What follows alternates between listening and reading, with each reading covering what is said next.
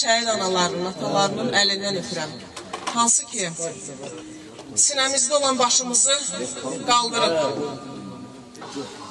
oğullarımızın düşük çiyinlərini qaldırıb, azad edib torpaqlarımızı. Bugün biz azad Azərbaycanımızda, Qarabağımızda, zəfər qazanan bir torpaqda gəzə biliriksə, rahat nəfəs ala biliriksə, qalib ölkənin, qalib vətəndaşları kimi yaşaya biliriksə, biz ilk öncə başda sərkərdəmiz olmaqla, onun rəhbərliyi ilə bütün şəhidlərimizə, qazilərimizə, hər birinizə təşəkkür edirəm.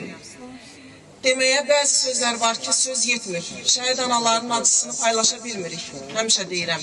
Dərdini paylaşa bilmirik, amma dərdimizdir.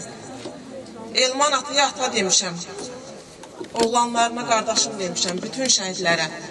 Hicran anaya ana demişəm, amma Elman ata başqadır.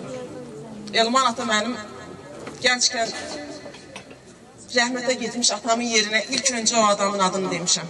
Kimsəyə qıymamışam o adı, Elman ataya ata demişəm.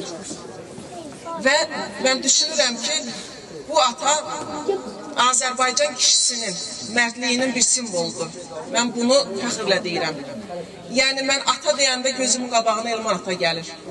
Ana deyəndə Hicran ana gəlir. Mərd, qeyrətli, dözümlü, şəhid ailələrinin, belə deyim də, dözümü hesabına qazanılan bir zəfərin sevincini yaşayırıq bugün. 5 ilini qeyd edirik. Hər birinizə çox sağ olun deyirəm.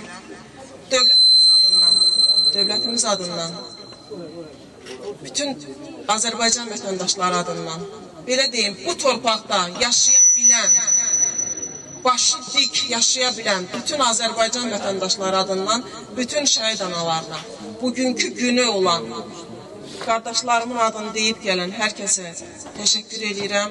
Var olun. Allah bir daha şəhidlərimizə, cəm şəhidlərimizə rəhmət eləsin. Analarımıza, atalarımıza səbir, dözüm versin. Çox sağ olun.